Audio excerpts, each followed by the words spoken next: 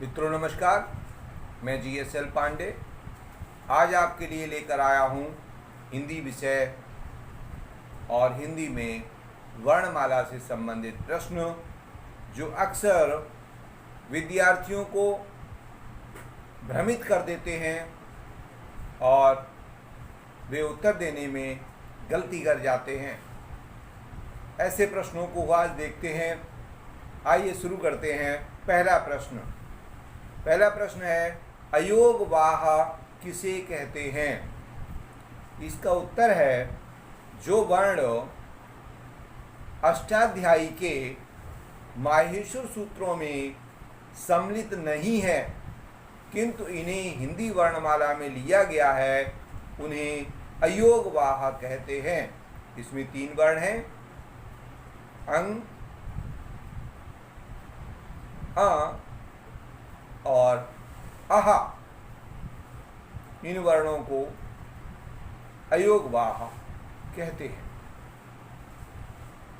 अगला प्रश्न है, अल्प प्राण वर्ण कौन से कहे जाते हैं? तो ध्यान दीजिए, प्रत्येक वर्ग का ध्यान से समझें। पहला वर्ण, तीसरा वर्ण और 5वां वर्ण तथा यण या राला हुआ, ये सभी वर्ण अल्प प्राण वर्ण कहे जाते हैं। फिर से समझ लें, पहला, प्रत्येक वर्ग का पहला, तीसरा और 5वां वर्ण तथा यण या राला हुआ, कुल मिलाकर 19 वर्ण अल्प प्राण हैं।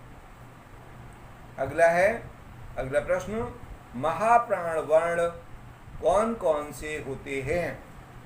तो महाप्राण में देखिए, प्रत्येक वर्ग का दूसरा और चौथा तथा ऊष्म व्यंजन सा सा सा और हा, कुल मिलाकर 14 वर्ण महाप्राण वर्ण कहे जाते हैं। और अगला प्रश्न है, अघोष वर्ण बताइए। अघोष वर्ण, तो प्रत्येक वर्ग का पहला और दूसरा वर्ण तथा तीनों सा, कितने वर्ण हो गए? 13। ये तीनों वर्ण, तीनों सा मिलाकर 13 वर्ण होते हैं और ये अघोष वर्ण कहे जाते हैं। अगला प्रश्न है, घोष वर्ण बताइए।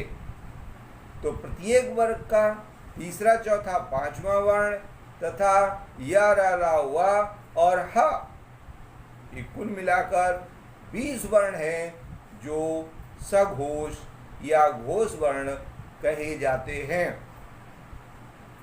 और अगला प्रश्न है, अभ्यांतर प्रयत्न कितने होते हैं? अभ्यांतर प्रयत्न, तो ध्यान दीजिए, अभ्यांतर प्रयत्न वे होते हैं जो मुख के अंदर किसी तरह से जिह्वा को स्पर्श करते समय प्रयत्न होते हैं। ये 5 प्रकार के होते हैं। स्पष्ट, नंबर 1 स्पष्ट, नंबर 2 ईषद स्पष्ट, नंबर 3 विव्रत, नंबर 4 ईषद विव्रत और नंबर 5 सम्व्रत।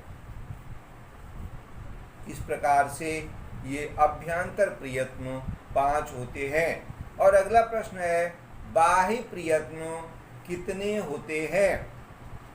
तो इसका उत्तर है, बाह्य प्रयत्न 11 होते हैं।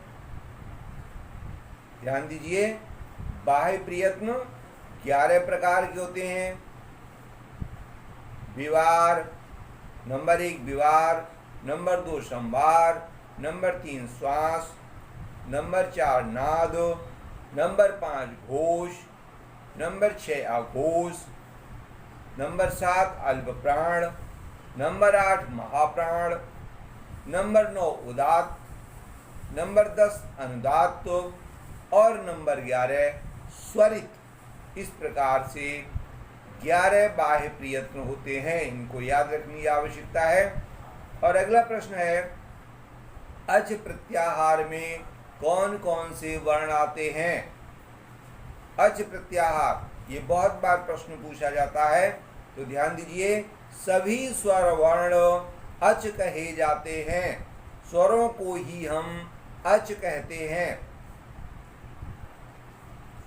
माहेश्वर सूत्र में 9 वर्णों को सम्मिलित किया गया है, अर्थात 9 स्वर वर्ण अच कहे जाते हैं।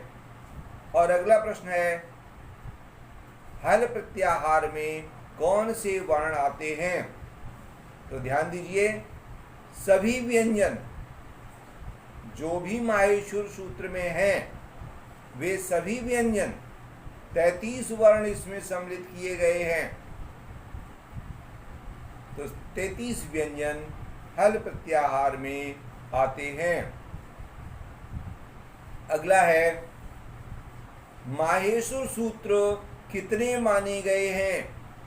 तो ध्यान दीजिए, अष्टाध्यायी में जो पाणिनि के द्वारा रचित अष्टाध्यायी है, उसमें माहेश्वर सूत्र 14 लिखे गए हैं। जो पहले 4 सूत्र हैं वो स्वरों से संबंधित हैं, और उसके बाद 10 सूत्र व्यंजन से संबंधित लिखे गए हैं। अगला है, प्रत्याहार कितने हैं?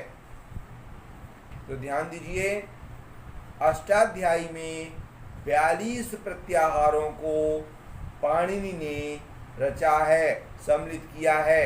ये 42 प्रत्याहार माहेश्वर सूत्रों की ही व्याख्या करते हैं। अगला प्रश्न है, ह्रस्व स्वर कितने होते हैं? तो ह्रस्व स्वर 5 माने गए हैं। छोटा आ, छोटी ई, छोटा ऊ, छोटी रिर और लिर, ये 5 स्वर ह्रस्व स्वर माने गए हैं। अगला प्रश्न, संयुक्त स्वर कितने होते हैं? तो संयुक्त स्वर याद रखिए 4 होते हैं। ए, ऐ, ओ, औ, ये 4 स्वर संयुक्त स्वर हैं। अगला प्रश्न है, दीर्घ स्वर कौन से हैं?